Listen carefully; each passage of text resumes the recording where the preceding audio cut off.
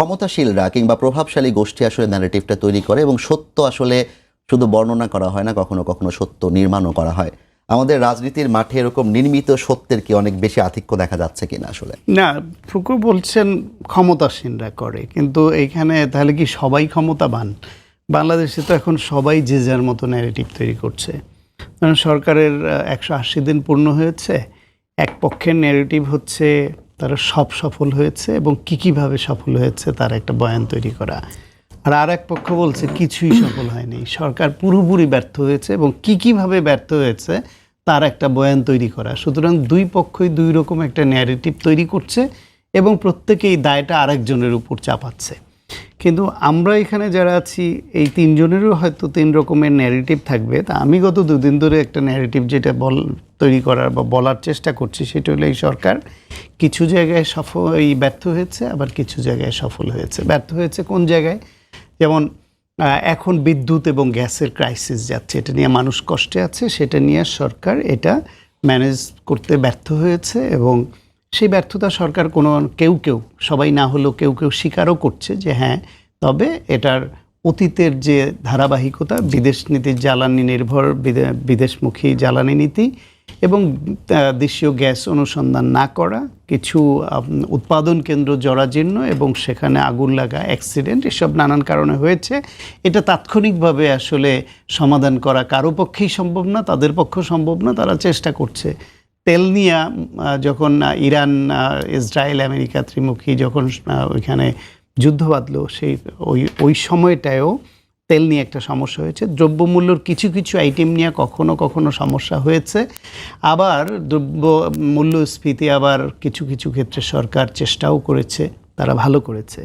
এর বাইরে সরকারের যে 180 দিনের মানে দুই রকমের কর্মসূচি, একটা হচ্ছে যেটার মাধ্যমে একটু পপুলারিজম বলে বলছে বিরোধী পক্ষ, আসলে এটা হচ্ছে সিগনেচার প্রোগ্রাম, তাৎক্ষণিকভাবে মানুষকে নিয়ে কিছু কর্মসূচি, আর কিছু আছে দীর্ঘমেয়াদী পরিকল্পনা কিভাবে আস্তে আস্তে সংকট নিরসন করবে।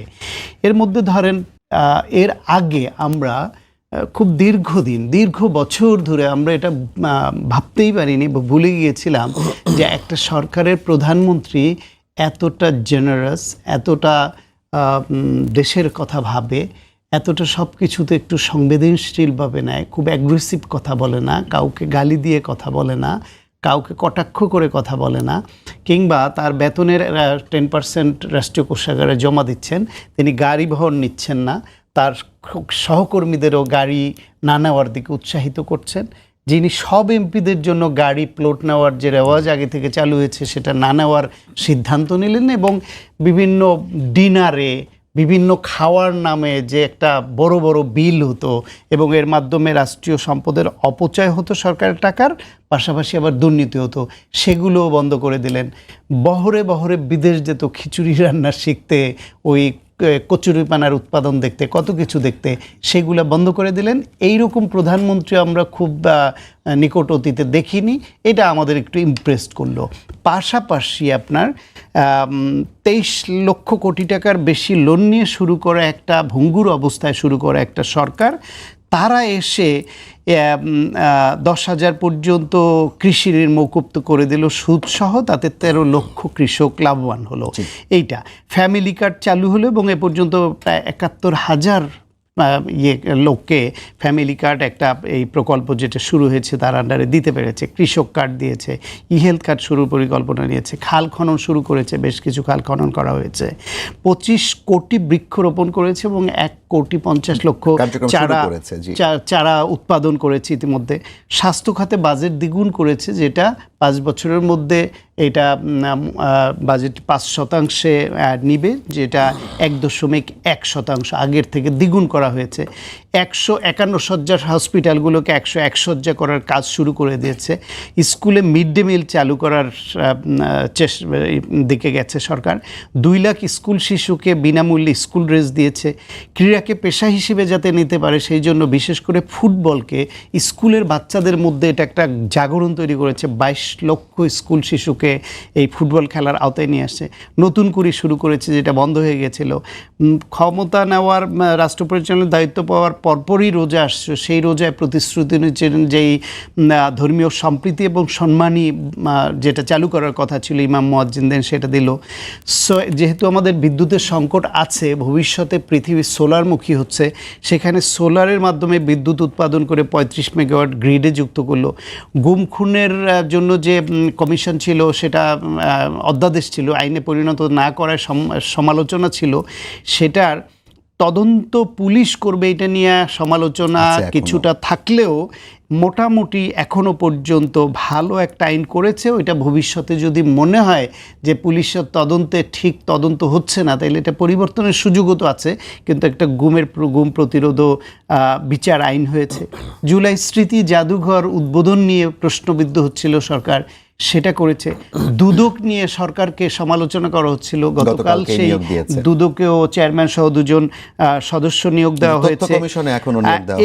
এই যে আপনার সব কিছু এটা করছে এখন, এইটা একটা আমি দেখছি, আমি যেরকম বললাম কোনো ক্ষেত্রে তাৎক্ষণিকভাবে মানুষকে স্বস্তি দেওয়ার কিছু আইটেম, কিছু বিষয়ে সরকার সফলতার পরিচয় দিতে পারেনি।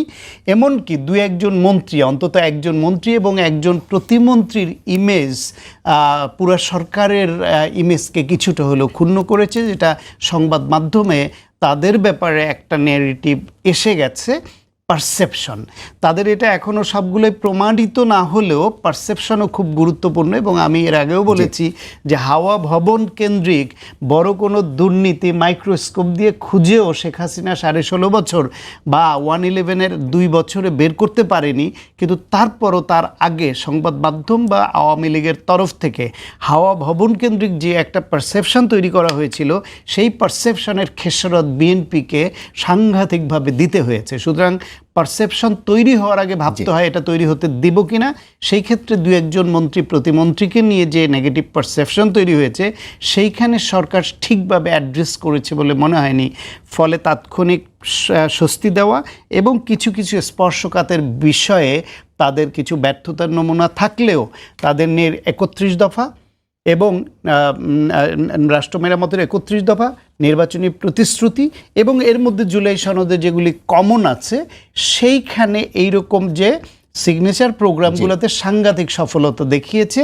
পাশাপাশি দেখেন এই ঢাকা শহরে যে এআই ক্যামেরা লাগানো, হাইওয়েগুলোতে এআই ক্যামেরা লাগাচ্ছে, এইটাও একটা পজিটিভ ফল আনবে। আজকে এবং দীর্ঘমেয়াদী 1 লক্ষ আপনার চা শ্রমিককে রেইনকোট দেওয়ার একটা উদ্যোগ নেওয়া হয়েছে, যদিও সেটি বিভিন্ন ব্যবসায়ীদের মাধ্যমে যেভাবেই হোক সরকারের উদ্যোগ তো এটা। এবং এটা নিয়ে আজকে আমি সচিবালয়ে একটা কাজে গিয়েছিলাম এবং আমি ওইখানে দেখলাম যে সমাজ কল্যাণ মন্ত্রী অধ্যাপক এজেডএম জাহিদ হোসেন তিনি ব্রিফ করলেন সংবাদ মাধ্যমকে এই বিষয়টা, এবং চা শ্রমিকরা তার সঙ্গে ছিলেন, সেটা ভালো তারা হয়েছে। ফলে এই যে এখন এই ন্যারেটিভটা, আমরা কি এরকম ভালো মন্দ সফল অসফলের এরকম একটা বিশ্লেষণ করে ন্যারেটিভ দাঁড় করাবো, নাকি ওই রকম একপাক্ষিকভাবে সবই ভালো হয়েছে বা সবই খারাপ হয়েছে ওই ন্যারেটিভ দাঁড় করাবো, এবং মানুষ কোনটা গ্রহণ করবে সেটাই এখন মুখ্য বিষয়। জি, অনেক ধন্যবাদ আপনাকে শান্ত ভাই। মনিরা শারমিন, আমি সাখাওয়াত ভাইয়ের কথায় যেটি বুঝলাম, সরকারের যে উন্নয়ন কার্যক্রম কিংবা ইতিবাচক যে জায়গাগুলো, সেগুলোকে তিনি সত্য ন্যারেটিভ হিসেবেই দেখতে চাচ্ছেন এবং সেগুলোকে তিনি সত্য ধরেই এটাকেই তিনি একটি ইতিবাচক ন্যারেটিভ আকারে দাঁড় করিয়েছেন। আপনাদের দিক থেকে নাহিদ ইসলাম যে কথাগুলো বলেছেন সেটা অত্যন্ত ভয়ঙ্কর। তিনি গতকালকেই তো বোধহয় বলেছেন যে এখন যে অবস্থা, মত প্রকাশের স্বাধীনতার অবস্থা কিংবা গণতান্ত্রিক পরিবেশ দেখা যাচ্ছে, এটি আসলে সাময়িক কিংবা এটা এক ধরনের দেখানো মেকি বলতে চেয়েছেন তিনি। এই যে আপনারা সরকারের বিরুদ্ধে মত প্রকাশের স্বাধীনতার জায়গা থেকে শুরু করে গণতান্ত্রিক পরিবেশকে মেকি কিংবা সাময়িক অথবা সরকারের উপর দায় চাপাচ্ছেন, এই ন্যারেটিভটা কি আপনারা আসলে কোন ফ্রেমের অধীনে করছেন, কেন? প্রথমত ন্যারেটিভ আর ফ্যাক্ট, এখন ন্যারেটিভটা আসলে আমি যদি ফ্যাকচুয়াল এখানে এভিডেন্স দিতে পারি তাহলে তো সেটা ফ্যাক্ট বলে আপনারা মেনে নেবেন। সুতরাং আমি ফ্যাক্ট দিয়ে কথা বলার চেষ্টা করব, যেটা আসলে এটা রাজনৈতিক বিরোধিতার জন্য বিরোধিতা না, সেটাই আমি আসলে বলবার চেষ্টা করব। এবং ভালো লাগলো শান্ত ভাই মোটামুটি পজিটিভ অনেক কথা বললেন সরকারের, যেভাবে করে বললেন, কিন্তু আমি খোঁজার চেষ্টা করছিলাম যে খুব বেশি মানে ব্যর্থতার জায়গাটা খুব বেশি উনি কতটুকু বলেন, খুব বেশি উনি বলতে পারলেন না, অসুবিধা নেই আমি বলছি। সেটা হচ্ছে বিষয়টা হলো যে দেখেন, আমরা প্রথমে এই যে আপনি যদি আমি বাক স্বাধীনতার কথা বলি, দেখেন আজকেরই একটা ঘটনা, আজকে এই মাহদি হাসান হবিগঞ্জের একজন, গতকালকে তাকে ধরা হয়েছিল এবং আজকে তাকে ছেড়ে দেওয়া হয়েছে এবং মুচলেকা নিয়ে ছেড়ে দেওয়া হয়েছে যে হবিগঞ্জে সে যাতে কখনো রাজনীতি না করে। এখন দেখেন তার ব্যাপারে এই যে আইন শৃঙ্খলা বাহিনীর যে এক ধরনের পারসেপশন যে সে কি নিয়ে রাস্তায় নেমেছিল, লোডশেডিং, এই জ্বালানি সংকট, এই জিনিসগুলোর প্রতিবাদে সে রাস্তায় নেমেছিল। এখন তার ব্যাপারে একটা দেখেন পারসেপশন ডেভেলপ করেছে, তার এক ধরনের ভুল একটা বক্তব্য সে দিয়েছিল। দেখেন এই একই বক্তব্য, এই যে পুলিশ হত্যা এবং থানায় আগুন দেওয়ার এই একই বক্তব্য কিন্তু আমাদের ছাত্রদলের সভাপতি রাকিব ভাইও দিয়েছেন। এবং আমি যদি আরও স্পেসিফিকলি বলি, আরও একজন রিসেন্টলি দিয়েছে কিভাবে যুবদলের নয়ন ভাই সহ ঢাকা কলেজের ছাত্রদলের সভাপতি ওনারা দুজন মিলে কিভাবে করে একটা থানায় আগুন দিয়েছে, ঢাকারই যাত্রাবাড়ি। তো সেইখানে হচ্ছে মানে সেই বর্ণনাটা একেবারে পুঙ্খানুপুঙ্খভাবে দিয়েছে এবং উচ্ছ্বাসের সাথে দিয়েছে, তাকে কিন্তু ধরা হয় নাই। এখন আরও একটা আপনাকে উদাহরণ দিই, ফ্যাক্টের কথা বলছি না, যে কেন এই মত প্রকাশের স্বাধীনতাটা নিয়ে এত কথা, বা এটা কেন মানে অনেক ক্ষেত্রে আমরা দেখছি যে খড়গহস্ত হচ্ছে। আপনি দেখেন 5 আগস্ট পরবর্তী সময় আপনাদের এই অনুষ্ঠানেই আমি বলে গেছি যে আমরা কোনোভাবে এটা চিন্তা করতে পারি নাই যে তরুণরা আসলে রাজনীতির সাথে যুক্ত হবে, সে কখনো এটা চিন্তা করে রাজনীতিতে আসে নাই যে আওয়ামী লীগের আমল তো চলে গেছে। যেই পক্ষগুলোকে এখন তারা রাজনৈতিক স্ফিয়ারে দেখছে তারা সেই সময় মজলুম ছিল এবং তারা এই গণতন্ত্রের জন্য লড়াই করেছে। তো এই পক্ষগুলোর সাথে এখন রাজনীতি করতে গেলে তার যে আসলে একটা চোখ হারানোর সম্ভাবনা থাকবে, এই চিন্তা করে তো হবিগঞ্জের আলিফ ইন্টার সেকেন্ড ইয়ারে পড়া, সে কিন্তু রাস্তায় নামে নাই বা সে কিন্তু একটা রাজনৈতিক সমাবেশে আসে নাই। সুতরাং সেখানে দেখা গেল যে একেবারে চিহ্নিত, আপনারা রিপোর্ট করেছেন এবং আপনারা শুধু রিপোর্ট করেন নাই, এই প্রথমবারের মতো আমরা দেখলাম যে যারা আসলে হামলাকারী, এই যে ছাত্রদল, হবিগঞ্জ জেলা ছাত্রদলের, তারা টি শার্ট পরে এবং তারা উচ্ছ্বাসের সাথে এই হামলা করে আবার নিজেরাই এই ফটো এবং ভিডিও শেয়ার দিয়েছে। সুতরাং তারা জানে যে এই ধরনের ঘটনা ঘটালে হয় তারা রিওয়ার্ডেড হবে অথবা তাদের পথ যেটা আছে সেটা যাবে না, কোনো না কোনোভাবে তারা প্রশংসিত হবে। সুতরাং এই যে তাদের যে আস্ফালন, যে তাদের সরকার এখন ক্ষমতায় এবং তারা আসলে যা কিছু করতে পারে, এবং দেখেন এটা কোন জায়গায় ঘটেছে এটা আপনার বুঝতে হবে। এটা হচ্ছে হবিগঞ্জ সার্কিট হাউসের মধ্যে এই হামলার ঘটনাটা ঘটেছে এবং আপনারা সবাই জানেন। সুতরাং এই যে মত প্রকাশের স্বাধীনতা, এটা আমি বারবার করে বলি যে ধরেন আমি সেই রাজনৈতিক কর্মীটা বাংলাদেশে যে সবচেয়ে খারাপ কথা বলি, সবাইকে গালি দিই, আপনি তারপরেও আমাকে হামলা করতে পারেন না, কোনোভাবে হামলা করতে পারেন না। আপনি আইনিভাবে আমাকে মোকাবেলা করেন, কিন্তু আপনি হামলা করতে পারেন না। সে হামলা করলেও তো গালি দেওয়ার বিনিময়ে যদি আইন প্রয়োগ করা হয় সেটিকেও তো বাক না, আপনি আইন আপনার মানহানি হইলে আপনি মামলা করবেন না। মির্জা আব্বাস সাহেব করেন নাই, করেছেন তো সেটা তো আপনি কোনোভাবে হামলা দিয়ে জাস্টিফাই করতে পারেন না, নেভার এভার। সুতরাং এই জায়গাগুলোতে আমাদের একটু, যখন আমরা কথা বলবো তখন আমাদের একটু সচেতন হতে হবে এবং সহনশীল হওয়াটা বেশি গুরুত্বপূর্ণ। অবশ্যই, কারণ 5 আগস্ট পরবর্তী সময় আমি বারবার বলেছি, মাননীয় প্রধানমন্ত্রী জনাব তারেক রহমান নিজেও জানেন যে উনার অনেকগুলো অবস্টেকলের মধ্যে একটা অবস্টেকল হচ্ছে উনার টলারেন্স লিমিটটা বাড়াতে হবে। কারণ এটা এমন একটা সময়ের মধ্যে দিয়ে আমাদের জেনারেশন গেছে, তারা সব সময় এই ধরনের একটা সংস্কৃতির মধ্যে গেছে এবং বাংলাদেশে একটা গণ অভ্যুত্থান হয়েছে। কোনো ধরনের অন্যান্য দেশে যখন গণ অভ্যুত্থান আপনি চিন্তা করেন, সেখানে যে ধরনের কেওটিক সিচুয়েশন হয়, গৃহযুদ্ধ হয়, রক্তপাত হয়, সেটা কিন্তু হয় নাই বাংলাদেশে 3 দিন বাংলাদেশের মানুষ কোনো সরকার ছাড়া ছিল। সুতরাং মানুষেরও কিন্তু সেই টলারেন্স লিমিটটা আছে এবং সেই সহিংস আচরণ তারা করে। তো সরকারের এই জায়গাটাতে টলারেন্স লিমিট বাড়াতে হবে। এখন রাজনৈতিক জায়গা থেকে যে দলীয় কোন্দল এবং সহিংসতায় বিএনপির 37 জন, এই 6 মাসের পর্যালোচনা বলছেন না, এই 37 জন হচ্ছে নিহত বিএনপির, কিন্তু প্রত্যেকটা মানুষই হচ্ছে বাংলাদেশের মানুষ, কিন্তু এটা কোনোভাবেই আমরা চাই না। 830টি সহিংসতার ঘটনা ঘটেছে গত 6 মাসে। ধর্ষণের শিকার হয়েছে 404 জন, হ্যাঁ, নারী ও শিশু, এবং 6 মাসে হয়রানির শিকার হয়েছে 383 জন সাংবাদিক। হ্যাঁ, তো এটা হচ্ছে, আমি একটা রেফারেন্স দিই, এটা তো ফ্যাক্ট যেহেতু বলছি, এটা হচ্ছে হিউম্যান রাইটস সাপোর্ট সোসাইটি, তাদের এইটাতে বোধহয় মানে 6 মাসের আগের 2 মাসও যুক্ত আছে সম্ভবত। না, এটা 6 মাসের আগের 2 মাসও যুক্ত আছে। আচ্ছা, হিউম্যান রাইটস সোসাইটি এটা সম্ভবত 6 মাসের একটা আমি যেটা দেখে আসছি, এবং এখানে ছাত্রদল এবং যুবদলের সংঘর্ষের ঘটনাগুলো উল্লেখ করা হয়েছে। এটা একটা ব্যাপার। এখন দেখেন এই যে বিভিন্ন ক্যাম্পাসে যেভাবে করে আসলে আজকে নবীপ্রবিতে ছাত্রদলের 2 পক্ষের যে হামলার ঘটনা, তাদের সংঘর্ষের ঘটনা আমরা দেখলাম সিট দখল নিয়ে, এই জিনিসগুলো কিন্তু আমরা দেখছি। এখন দেখেন আজকেই আমার মনে হয় যে এই কথাগুলো যখন আমরা বলবো, মানে স্বাভাবিকভাবে সরকারের লোকজন বলবে যে আমরা রাজনৈতিক দল করি এবং আমরা এটা বিরোধিতা করছি। আপনার একটা কথা ধরে আমি একটু প্রশ্ন করতে চাই, তারেক রহমানের টলারেন্স আপনি বাড়াতে বাংলাতে বললেন, কিন্তু তারেক রহমানকে যখন নাকি ফ্যাসিস্টদের ভাষায় আক্রমণ করা হয়, যেই ন্যারেটিভগুলো তারেক রহমানের বিরুদ্ধে আমরা বিগত 17 থেকে 20 বছর তৈরি করতে দেখেছি, সেই একই ন্যারেটিভ যখন যে মুক্ত পরিবেশ, যেটাকে আপৎকালীন বলা হচ্ছে, সেই আপৎকালীন মুক্ত পরিবেশে যদি আমি ধরে নেই, সেখানে যখন তারেক রহমানকে ওই ফ্যাসিস্টদের ভাষায় আক্রমণ করা হয়, ফ্যাসিস্টের ভাষা কোনটা? যেমন ধরুন তাকে নিয়ে দুর্নীতির বরপুত্রর ক্ষেত্রে যে খেতাবগুলো তাকে দেয়া হতো বিভিন্ন বাজওয়ার্ড ব্যবহার করে, সেগুলো যখন এখনো ব্যবহার করা হয় এবং অভ্যুত্থানের শক্তিরাই ব্যবহার করে, সেটি কি তারেক রহমানকে আসলে আচ্ছা, আপনি উদ্বুদ্ধ আমাকে করে বলেন তো কিনা? যে এই যে ফ্যাসিস্টের ভাষা বললেন, শাহেদ ভাইও তো বিভিন্ন সময় বিভিন্ন কথা বলেছে, সমালোচনা করবেন না আপনি? মানে 2016-17 সালের দিকে তো আমরা যখন শাহেদ ভাইয়ের ভিডিওগুলো দেখতাম, সেখানে তো ভাই অনেক কিছু বলেছে। তারেক রহমান হচ্ছে জুয়া খেলে ইনকাম করেন, এইসব এই বিষয়গুলো তো আপনি বলেছেন। না, কোনো অসুবিধা নাই ভাই, আমারটা শেষ করুন, আপনার সময় আপনি বলেন ভাই, প্লিজ এগুলা আপনি শেষ হচ্ছে করেন। কাট পেস্ট করা শোনা কথা। ওকে ভাই, আপনার সময় আপনি বলেন, আপনার সময় আপনি বলেন প্লিজ। এগুলা ভেগ। আচ্ছা, আমাকে যদি বলতে না দেন, আমি বলছি এই কারণে এই যে ন্যারেটিভস এর কথা হচ্ছে, ন্যারেটিভ আপনি বলেন আপনার সময়, আমি আমারটা শেষ করি। But this is absolutely disgusting. আপনি বলছেন যে জুয়া খেলে কথা, এগুলো জীবনে কোনোদিন আমার মুখ দিয়ে বের হয় না। আচ্ছা, এখন শুনেন, ঘটনা হচ্ছে যে তারেক রহমান ক্ষমতায় আসলে বাংলাদেশে কোনো পরিবর্তন হবে না। আপনি যদি এটা ফ্যাসিস্টের ভাষা বলেন, এটা শাহেদ ভাইও বলছে। সুতরাং এই যে সন্দিহান হওয়া, কারণ আমরা একটা সিচুয়েশনের মধ্যে দিয়ে গেছি, এটা স্বীকার করতে হবে। কারণ বিএনপি কখনো আবার ঘুরে দাঁড়াতে পারবে, এই জায়গাটা তো আমরাও তো অনেক ক্ষেত্রে বলেছি, হতাশ হয়েছি যে বিএনপি কখনো ঘুরে দাঁড়াতে পারবে সেই সুযোগটা হয়তো পাবে না। কারণ আওয়ামী লীগ তার ক্ষমতা কাঠামো দিয়ে এমনভাবে কুক্ষিগত করে রেখেছিল ক্ষমতা, সেটা আমরা বিশ্বাস করতে পারি নাই।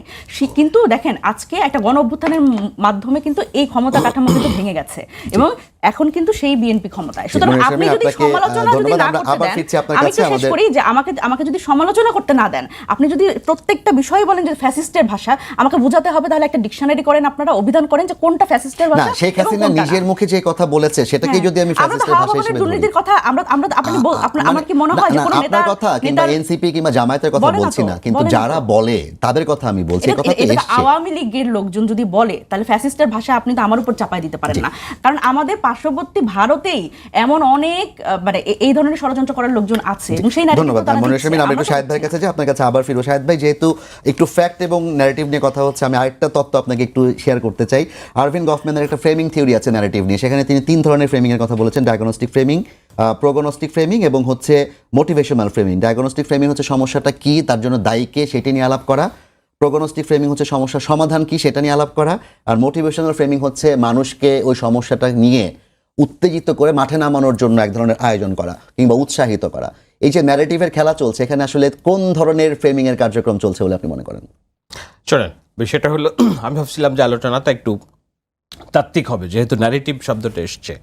ন্যারেটিভ হচ্ছে বয়ান। হ্যাঁ, এই বয়ান কিভাবে রাজনীতিকে প্রভাবিত করে, সেইটা তো প্রকৃষ্ট বিষয় সাখাওয়াত ভাই বলার চেষ্টা করেছেন যে হাওয়া ভবন এবং তারেক রহমানের তার নিজের ব্যক্তি প্রোফাইলিং নিয়ে গত 23টা বছর মিডিয়াতে, 23 বছর বলছি আমি এই কারণে, 17 বছর আওয়ামী লীগ আর বিএনপি যখন ক্ষমতায় ছিল, তখনও সেই 5 বছর প্রথম আলো ডেইলি স্টারের যে ক্রমাগত বয়ান, বাংলাদেশের ইতিহাসে এর চেয়ে বাজেভাবে কোনো মানুষকে কোনো রাজনীতিকে চিত্রায়িত করা হয়নি।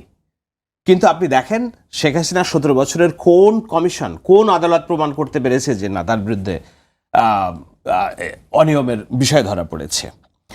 কিন্তু যখন বলা হয় এইটাকে যদি ডিবাঙ্ক না করা যায়, তাহলে পারসেপশন ওয়াইজ আপনি রাজনীতির মাঠে ধরা খেয়ে যান। আমি বিএনপির পক্ষে কথা বলি, যেহেতু আমি বলি যে স্ট্রাগলের মাধ্যমে যেহেতু এই সরকার ক্ষমতা এসেছে এবং এটা মধ্যপন্থী সরকার, এই সরকার হচ্ছে আমাদের স্ট্রাগলের বেবি। সো বেবিকে প্রোটেক্ট করা আমাদের আমানত, নৈতিক দায়িত্ব, সেই জন্য আমি করি। সেই জায়গায় সমালোচনাটা যা করতে হয় যে বিএনপি এই যে ন্যারেটিভের যে খেলা, সেই জায়গায় নিজেকে ডিফেন্ড করতে দারুণভাবে পরাস্ত দুর্বল একটি দল, দুর্বলতম দল। এই যে আমি বললাম যে দুর্বলতম দল বিএনপি, ন্যারেটিভের খেলা পরাস্ত করতে দুর্বলতম দল, এখান থেকে কাট করা হবে, যে ন্যারেটিভের খেলাটা বাদ দেওয়া হবে, বলা হবে বিএনপি দুর্বলতম দল। শাহেদ আলম বলেছেন, দ্যাটস অ্যানাদার প্রোফাইলিং, যেটা I have been dealing for years.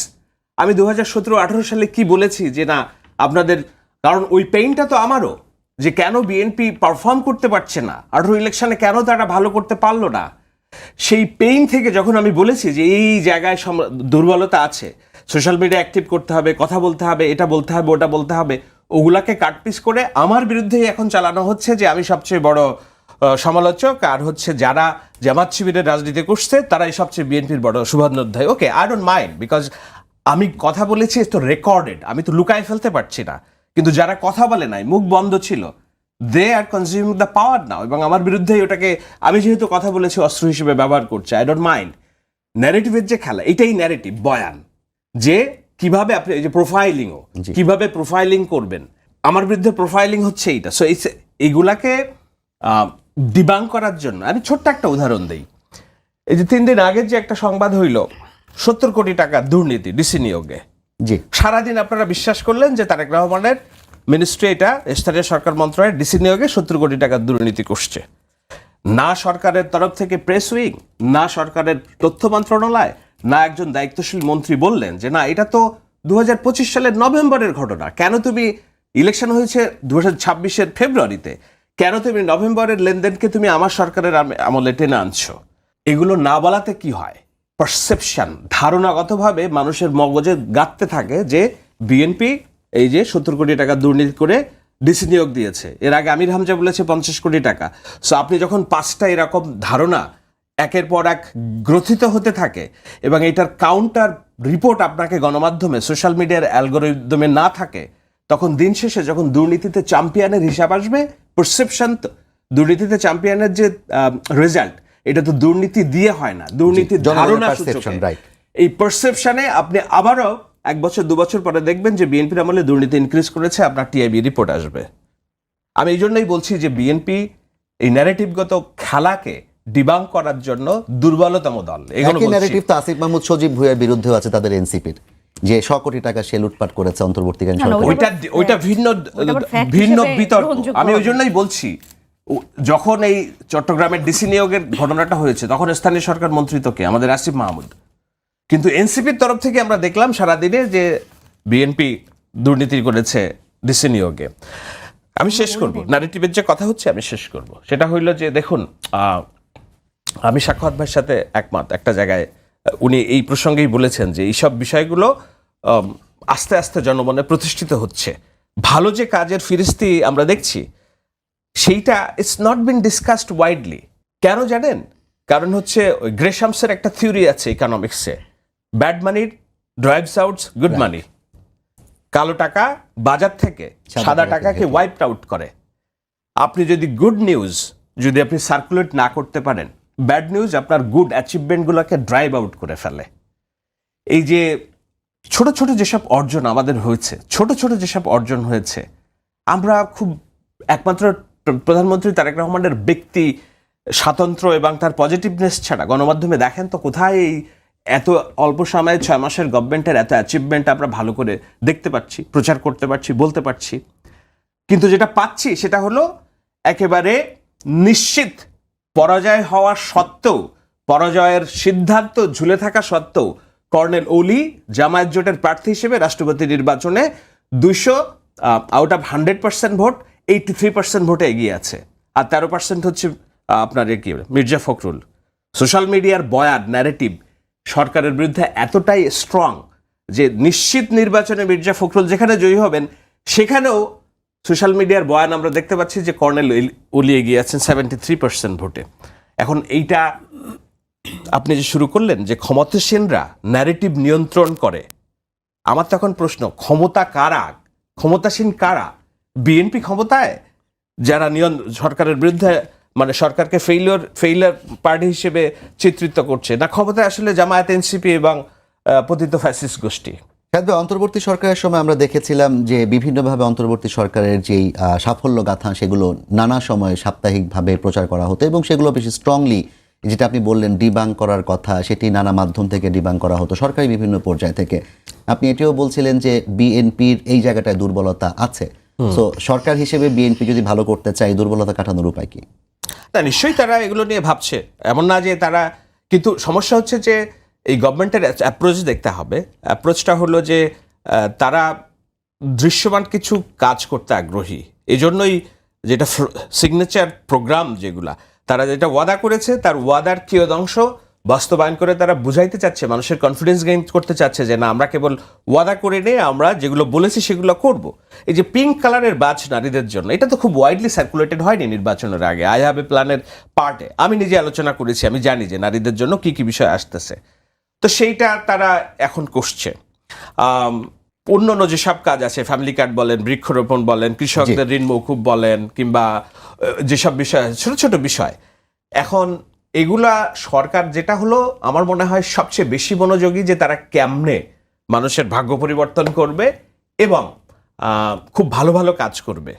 কিন্তু ওই যে বাংলা একটা প্রবাদ আছে না, অত ভালো ভালো না বলে একটা প্রবাদ আছে না। সো আপনি যদি আপনার গ্রাউন্ড রিয়েলিটিকে যদি এনশিওর না করেন এবং আপনি যদি ব্যাড পিপলের সাথে ব্যাডলি বিহেভ না, কি বলে, স্ট্র্যাটেজি না নিতে পারেন, তাহলে আপনার এই যে এত ভালো যে ভালো, সেটা একসময় মনে হবে যে এত ভালো ভালো না। নিশ্চয়ই সরকার দেখবে যে না তারা এইসব জায়গা এগুলোতে কেমনে অ্যাড্রেস করা যায়। They are trying their hard best আমি বলবো, কিন্তু ওই যে আরো মনোযোগ দিতে হবে, গুরুত্ব দিতে হবে, এটাই আমার বলার, আর কিছু বলার নেই। ভাই কান্ত ভাই, আবারও আমি একটুখানি ওই যে থিওরিতেই ফিরে যেতে চাই। জেমস স্কটকে আপনারা চিনেন, পাওয়ার নিয়ে এবং ন্যারেটিভ নিয়ে তার অনেক বড় কথা আছে। সেখানে তিনি একটা বিষয় বলেছিলেন যে পাবলিক ট্রান্সক্রিপ্ট এবং হিডেন ট্রান্সক্রিপ্ট, যেটা আমরা শেখ হাসিনার সময় দেখেছিলাম, যে জনগণ মনে মনে সরকারকে তারা হচ্ছে মানে সামনাসামনি সরকারের সমস্ত কথা কিংবা উদ্যোগে স্বাগত জানাচ্ছে, সমর্থন দিচ্ছে, কিন্তু পেছন থেকে তারা হচ্ছে এটা নিয়ে কৌতুক করছে কিংবা কোনো ধরনের অ্যালিগরি তৈরি করছে, মিম তৈরি করছে, এবং এটাকে হিডেন ট্রান্সক্রিপ্টে তারা আসলে সরকারের সমালোচনা করছে। সো এই হিডেন ট্রান্সক্রিপ্ট না বুঝতে পারলে কি আসলে কোনো সরকার তার বিরুদ্ধে যে ন্যারেটিভগুলো তৈরি করা হয় সেটিকে সমাধান করার কোনো জায়গায় পৌঁছাতে পারবে কিনা? শোনেন, হিডেন ট্রান্সক্রিপ্ট একটা রাষ্ট্রে কখন আসে? যখন প্রকাশ্যে মিম তৈরি করা যায় না, সমালোচনা তৈরি করা যায় না, বয়ান তৈরি করা যায় না, মন খুলে কথা বলা যায় না, তখন। কিন্তু এই মুহূর্তে তো বাংলাদেশে এই গণঅভ্যুত্থান পরবর্তী তো বাংলাদেশে তো আর হিডেন ট্রান্সক্রিপ্টের দরকার হচ্ছে না, বরং এমন সব ভাষা প্রয়োগ করে সরকারকে সমালোচনা করছে ওগুলা কোনো ভদ্রঘরের সন্তানরা করে না বা করা উচিত না। এখন নতুন বন্দোবস্তের রাজনীতিতে তারা ওই যে পরিবর্তন চেয়েছিল এটাই সেই পরিবর্তন কিনা, এই ভাষাই সেই পরিবর্তনের লক্ষণ কিনা আমরা জানি না। এবং বিএনপির তো ব্যর্থতা আছে। শাহেদ ভাই যেটা বলছিলেন, কত অলি আহমেদ কত শতাংশ পাচ্ছে? 83%। এইটাও কিন্তু সরকারের এক ধরনের ব্যর্থতা। এইটার বিপরীতে বয়ান তৈরি করতে না পারার ব্যর্থতা না, এইটা ব্যর্থতাটা হচ্ছে সরকার এদেশে গাঁজার প্রবাহ বন্ধ করতে ব্যর্থ হয়েছে এবং সেই গাঁজাটা যে মেয়াদ উত্তীর্ণ সেটাও চিহ্নিত করতে ব্যর্থ হয়েছে। না হলে মেয়াদ উত্তীর্ণ প্রচুর পরিমাণে গাঁজা খাওয়া ছাড়া এই যে মানে বিএনপির আপকামিং প্রেসিডেন্ট যাকে নমিনেশন করা হয়েছে, 70 অনুচ্ছেদ বহাল আছে এবং প্রত্যেক ভোটার তার নিজের নাম এবং সংসদীয় আসন উল্লেখ করে যেখানে ভোট দিতে হবে, এবং আজকে রিটও খারিজ হয়েছে। হ্যাঁ, সেই ভোটে বিএনপির 2/3 মেজরিটি পাওয়া একটা দল বিএনপির এমপিদের কি পাগলা কুকুরে খুব জলাতঙ্ক জীবাণুসহ কামড় দিয়েছে যে তারা ওই রোগে আক্রান্ত হয়ে এখান থেকে দূরে মানে বিএনপিকে জল মনে করে সরে যাচ্ছে? নির্বাচনের আগে আমরা দেখেছি যে ওই মানে একেবারে ল্যান্ডস্লাইড ভিক্টরিতে আগাচ্ছে। সেই নির্বাচনের বিষয়টা আর একরকম। তখন বেহেশতের টিকিট বিক্রি করে তারা মানুষকে ধোঁকা দিতে পারতো, কারণ সেটা এই দেশের নিরীহ সাধারণ এবং যাদের বিভ্রান্ত করা যায় এমন অনেক ভোটার ছিল সেখানে। সেই ভোট আর এই সিলেক্টেড 349 জন এমপির ভোট, এটা তো এক না। এবং তাদের দিতে হবে না যে নাম এবং ভোটার আসন উল্লেখ করে, এবং নিজ দলের বিরুদ্ধে ভোট দিলে এমপি পদ খারিজ হয়ে যাবে। সেই ভোটে 83% দিতে চাইলে যারা বানায় তারা গাজার মধ্যে সবচেয়ে নিম্ন স্তরের মেয়াদ উত্তীর্ণ বাজে মানের গাঁজাটা খেয়েছে। এইটা খেয়ে তাদের যে স্বাস্থ্যহানি হবে এইটা সরকারের হতে দেওয়া উচিত না।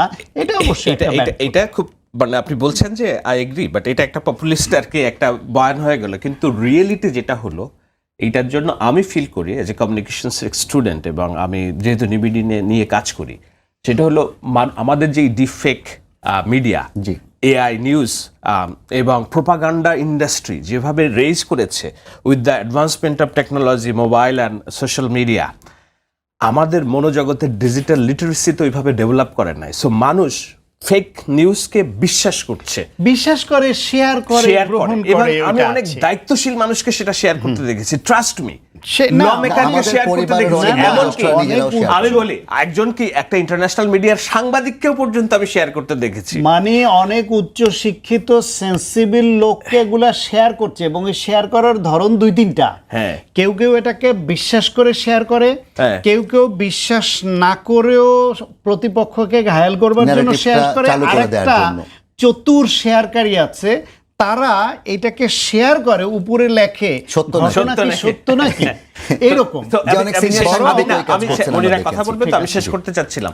সো এইটার জন্য আমরা অভিযোগ না করে যেটা আমার করতে হবে, দেখুন আপনার সব অর্জন উই পোকায় খেয়ে ফেলবে। আপনার বড় ঘর থাকবে, বড় ঘর, কাঠের ঘর, সুন্দর বাতাস আসবে, কিন্তু যদি উই পোকা, ইঁদুর যদি আপনি নিয়ন্ত্রণ না করতে পারেন, এটা আপনার স্ট্রাকচারকে এমনভাবে দুর্বল করবে যে অল্প হয়তো ভেসে যাবে। আপনি আপনার 18 কোটি মানুষকে যদি ডিজিটালি লিটারেচার না করতে পারেন, এখন তো আগের মানুষ, আমরা ছোটবেলায় প্রেম করতাম কেমনে, প্রেমপত্র লিখতাম, 2 মাস পরে যেয়ে পৌঁছাবে, তারপর সে হাসলো না কাঁদলো এইটার অপেক্ষা করতে করতে আমাদের 2 মাস চলে এখন যেত। ইনবক্সে লাভ বম্বিং। এখন এই তো মুহূর্তের মধ্যে তুই দিবি কিনা বল, মানে তো হচ্ছে তুই কি বলিস আমারে বল।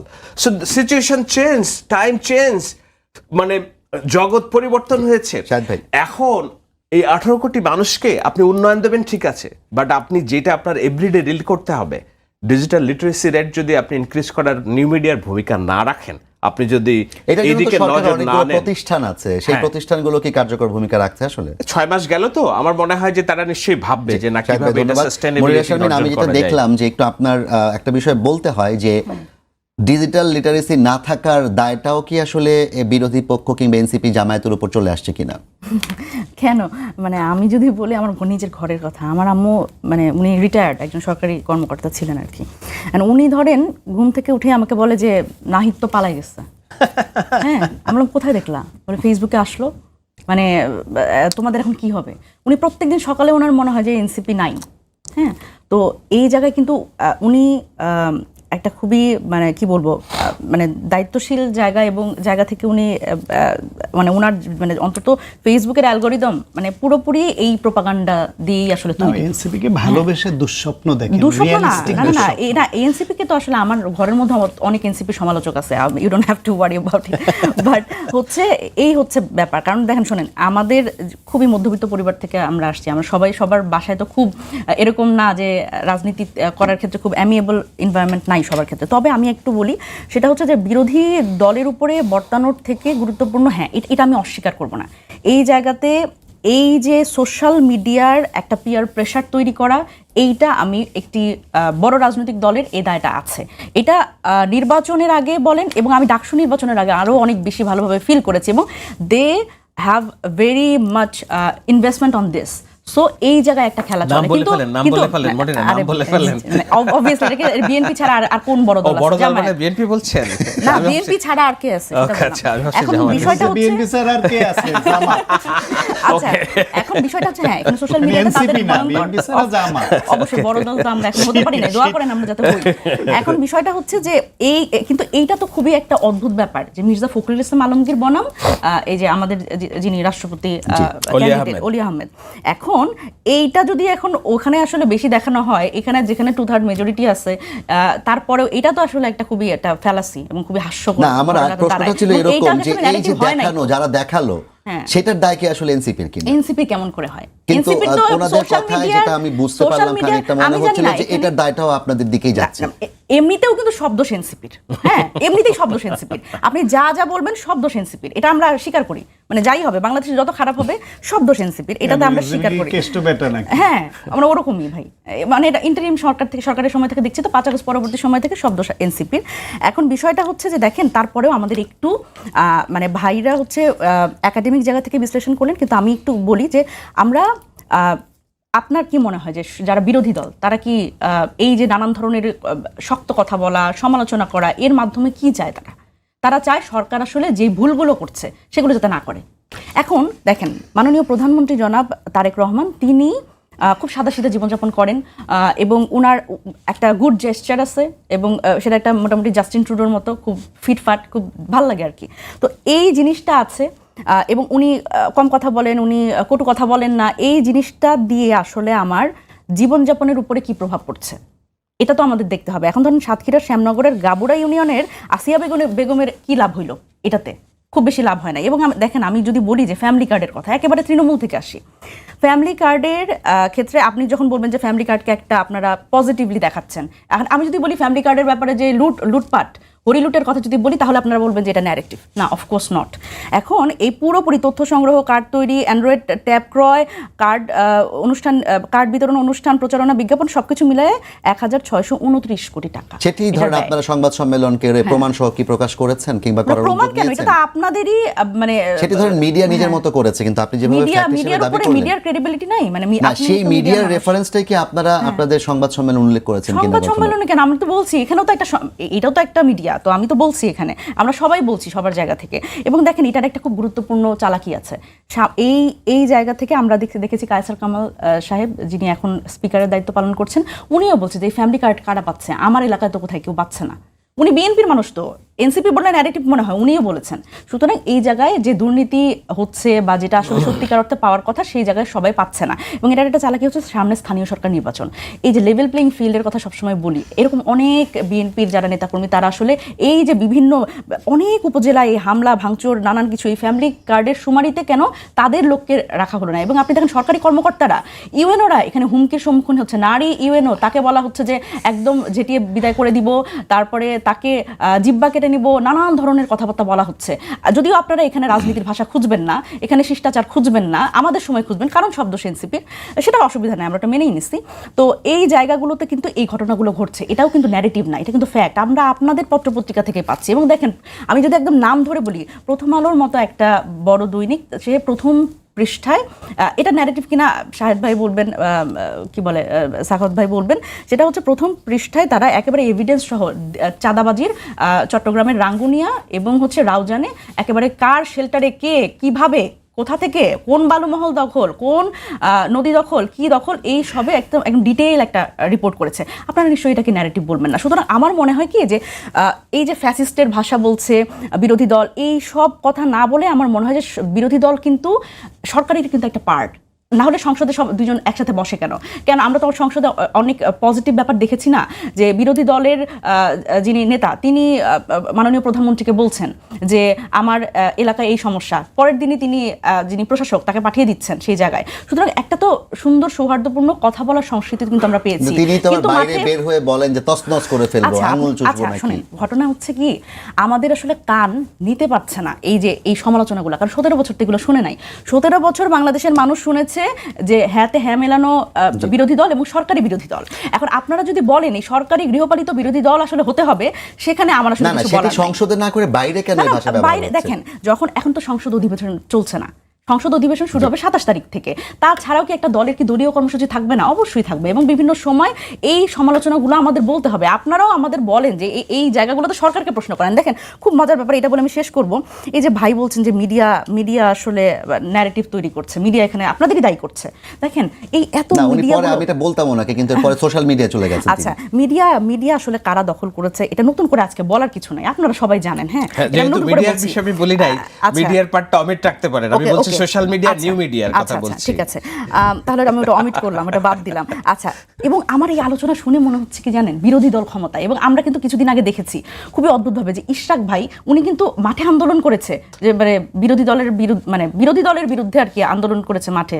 সুতরাং আমার মাঝে মাঝে মনে হয় যে এখনো এই ইন্টারিম সরকারের একটা ন্যারেটিভ তো ছিল যে ইন্টারিম সরকার চালায় হচ্ছে জামাত এনসিপি।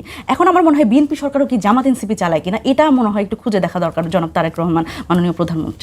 ধন্যবাদ মনির শামীম। সায়ন্ত ভাই, আপনাকে এবার একটু অন্য প্রসঙ্গে নিয়ে যাই। অনেকগুলো কথাই বলেছেন, এগুলো আসলে সারাদিন ধরে আপনারা খণ্ডন করার সুযোগ আছে, কিংবা বিভিন্ন ন্যারেটিভ আপনি এটার এগেইনস্টে দিতে পারবেন। আমার প্রশ্ন হচ্ছে, বাজারে নতুন করে একটা ন্যারেটিভ আমরা দেখতে পাচ্ছি যে সরকার এবং দল হিসেবে বিএনপি কি মানে দলে কি সরকার বিলীন হয়ে যাচ্ছে কিনা, কিংবা সরকারের মধ্যে দল বিলীন হয়ে যাচ্ছে কিনা, এরকম একটি প্রশ্ন উঠেছে। না, বিলীন হওয়ার প্রশ্ন তো থাকে, দুইটারই এক্সিস্টেন্সির একটা পর্যায়ে একটার মধ্যে একটা বিলীন হয়ে যায়। বেসিক্যালি এই মুহূর্তে দলীয় কার্যক্রমের তো কোনো অস্তিত্বই নাই বিএনপির। বিএনপি বলতে তো যে একটা রাজনৈতিক দল আছে, এবং এই দলের যে রাজনীতি আছে এইটা গত 6 মাসে পরিলক্ষিত হয় নাই। এরা সরকার নির্ভর হয়ে গেছে। বিএনপির উচিত তাদের অনেক ত্যাগী ভালো নেতারা যারা সরকারের এমপি মন্ত্রী হননি বা গুরুত্বপূর্ণ কোনো দায়িত্বে নাই, কিন্তু দীর্ঘ 16-17 বছর ফ্যাসিবাদ বিরোধী আন্দোলন করেছে, অনেক যোগ্যতা আছে তাদেরকে দলে গুরুত্বপূর্ণ দায়িত্ব দিয়ে সারা দেশে নতুন কর্মী সংগ্রহ, সদস্য সংগ্রহ, নতুনভাবে এই যে ন্যারেটিভের রাজনীতি কিভাবে মোকাবেলা করবে, নতুনভাবে মানুষকে কিভাবে উদ্বুদ্ধ করবে জাতীয়তাবাদে এবং নতুন দিনের রাজনীতির জন্য, কিভাবে তারা মোটিভেশনাল দিয়ে তাদেরকে ক্রিয়েটিভ পলিটিক্সে ইনভলভ করবে, কর্মসংস্থান বা অন্যান্য দিকে কিভাবে তাদেরকে ট্রেনিং আপ করবে। নির্বাচনের আগে এবং আন্দোলনের সময় তারা করতো, কিন্তু সরকারে আসার পর বন্ধ হয়ে গেল। সেটাই সরকারে আসার পরে সরকারের সব ফোকাসটা বিএনপির যারা সরকারে আছে ওই দিকে চলে গেছে, দলেরও বোধহয় পুরো অংশটাই সরকারমুখী হয়ে গেছে এবং তারা নিজেরা নানান রকমের অনেক দিন ধরে তারা দুরবস্থার মধ্যে ছিল। কারো একটু আয় উন্নতি করার চিন্তা আছে, একটু ব্যবসা বাণিজ্য করার চিন্তা আছে, ওই দিকে ঝুঁকে গেছে। ফলে রাজনৈতিক দল হিসেবে বিএনপি এখন একেবারে ইনঅ্যাক্টিভ হয়ে পড়েছে। সামনে যদি কাউন্সিল হয় এবং সেটাকে কেন্দ্র করে আসে, বরং আমি মনিরা শারমিনের একটা কথায় খুব মজা পেয়েছি, সেটা হলো বলছে সরকারের সমালোচনা করছে নাকি এই জন্য যাতে সরকার ভালো কাজ করে। তো মনিরা শারমিনরা ধরেন তারা এনসিপি তো বেসিক্যালি এখন ওয়ান কাইন্ড অফ পলিটিক্যাল পরগাছা, প্যারাসাইট শব্দটা বললে আবার কেমন লাগে, রাজনৈতিকভাবে তারা পরগাছা, তারা জামাতের উপর ভর করে ইলেকশন করে এবং আছে, ফলে জামাতের সমস্ত দায় তাদের উপর বর্তায়। তো জামাত ভালো করলে তাদের ভালো, জামাত খারাপ করলে তাদের খারাপ। তারা একটু কেন বলে না যে জামায়াত, এই যে যশোরের কেশবপুরে যে সমকালের হেডলাইন যে জামাত নেতারা ভুয়া তালিকা করে প্রকৃত ইমাম খাদেমদের বাদ দিয়ে নিজেদের নেতাদের তালিকা করে নিয়েছে, জামায়াতের নেতার চিটাগাঙে জামায়াতের নেতার গুদামে 13 বস্তা কৃষকের বীজ পাওয়া যায় যেটা বিলি করে নাই, জামায়াত ধর্মের টিকিট বিক্রি করে, তাই আল্লাহর আইন চায়, সৎলোকের শাসন চায়। সেই জামায়াতের নতুন করে ইদানিং যেইভাবে নারীকে অপদস্থ করা, ধর্ষণ করা, তারপরে প্রলোভন দেখানো এবং নাবালিকাকে চাকরির প্রলোভন দেখিয়ে এমপিরা পর্যন্ত এক্সপ্লয়েট করে কিভাবে পাওয়ার, এবং কি তারা অবৈধভাবে নারীর সঙ্গে সম্পর্ক গড়ে তাকে প্রেগনেন্ট করে গর্ভপাতে বাধ্য করার যেসব নিউজ আসছে, এবং তারা এতিমদের জন্য মাদ্রাসার সাইকেল যাচ্ছে, জামাতের নেতা তার নাতির জন্য ওই সাইকেল নিয়ে যাচ্ছে, একজন এমপি তার নিজের মেয়ের নাম 2 বার লিখে 20,000 টাকার লোভ সামলাতে পারে না, সরকারি গরিবের অনুদান এমপির মেয়ের নামে নিয়ে নিচ্ছে। এইরকম যে অসংখ্য ঘটনাগুলো যে ঘটছে, সেগুলো যদি দেখতাম যে এনসিপির নেতারা একটু সমালোচনা করে তাদেরও উপকার করছে, এখন তারা জামাতের উপকারী না সেজে বেশি বেশি যখন বিএনপি বা এই সরকারের উপকারী সাজছে, তখন এই উপকারীর আড়ালে তারা কি বয়ান তৈরি করছে বা কি ন্যারেটিভ তৈরি করছে, সেই প্রশ্নটা তো সামনে আনা দরকার। শান্ত ভাই, থ্যাংক ইউ আপনাকে। আমরা আসলে আলোচনা শেষ মুহূর্তে চলে এসেছি। যে অনেকগুলো জামায়াতের বিষয়ে তিনি কথা বলেন এবং সবগুলোতে যদি আমি যে বিষয়গুলো নিয়ে তিনি বলেছেন সবগুলোতে দেখেছি জামায়াত ব্যবস্থা নিয়েছে। জামায়াত ব্যবস্থা নেওয়ার পর আসলে তাদের সহযোগী হিসেবে এনসিপি সে জায়গায় মানে তাদের সমালোচনা করতে পারে কিনা? পারে, সব দোষ এনসিপি। এটা তো নিশ্চয়ই না, ইটস নট অ্যাবাউট দোষ। আমরা দেখেছি যে এনসিপির ব্যাপারে জামাতের ব্যাপারে এনসিপির একটা অন্যরকম মানে আছে, নীরবতা আছে। আপনি নাই এই কারণে আপনাকে কি বলে আপনি পার্লামেন্টে যেতে পারেন নাই হয়তো, না হলে আপনি পার্লামেন্টে থাকতেন। ওই তো আরেকজন গেছে, উনি হাফ জামাতের বললে, জামাতের একজন নেতাও বলেছে আপনি তো হাফ জামাতে হাফ এনসিপি। তো আমরা জামাতের ব্যাপারে দেখছি এই জায়গাগুলো। এখন আমি সব বিষয়কেই আমি একটা মানে একদম ঢালাওভাবে বলবো না। মনিরা বললেন যে না, ফ্যাসিস্টের ভাষাকে আমরা সমালোচনা করতে পারবো না। এখন শেখ হাসিনা তারেক রহমানকে কুলাঙ্গার বলে, দেশে আসে না কেন বলে যেই ভাষা ব্যবহার করেছিলেন, আমরা তো আমাদের জীবদ্দশায় আমরা এখন এমনকি জামাত ইসলামী এই ভাষা ব্যবহার করে না, প্রশ্ন করেছেন, কিন্তু তার এলাই রাশেদ প্রধান বলেছেন তো, তাই না? এবং তাকে সসম্মানে রাখাও হয়েছে, তাকে ইয়ে করা হয় না, এটাকে কি বলে, নোটিশ দেওয়া হয় না, নো ইউ তার ক্যান নট ইউজ বোনকে দ্যাট, আবার MP পদ পুরস্কার এমপি পদে দেওয়া দেওয়া হয়েছে। হয়েছে। সো এগুলা তো ফ্যাসিস্টেরই ভাষা, এটা তো এমন না যে অন্যরা তৈরি করেছে। তো এই ধরনের বিষয় আছে। আবার দেখতে হবে যে ওই যে আরেকটা ছেলেকে বহিষ্কার করছে এনসিপিতে, কি জানো, ওই দরবেশ, সালাউদ্দিন, নয়া দরবেশ বলে কাজী বলা হয় একটা সালাউদ্দিন ছেলেকে, তানবীরকে। সো আমি বলবো মিক্সড, এমন না যে আমি ঢালা অভিযোগ করছি। সো এই জায়গাগুলোতে বিপরীতে আপনি বলেন তো বিএনপির কোন জি শাহেদ ভাই, আপনাকে রাজনৈতিক ধন্যবাদ। নেতা আমাদের সময় শেষ এই হয়েছে। ভাষায় আমি কথা আপনাকে বলছেন ধন্যবাদ বিরোধী জানাচ্ছি। দলকে, আপনাকে ধন্যবাদ নাকি সমীহ জানাচ্ছি। করে কথা আমরাও বলছে? প্রত্যাশা করছি রাজনৈতিক বয়ান পাল্টা বয়ান কিংবা ন্যারেটিভ পাল্টা ন্যারেটিভের খেলা অবশ্যই চলবে, কিন্তু সেটি যেন কোনোভাবে রাজনৈতিক যে সহনশীল কিংবা শুদ্ধ পরিবেশ সেটিকে মানে বিব্রত না করে, নষ্ট না করে।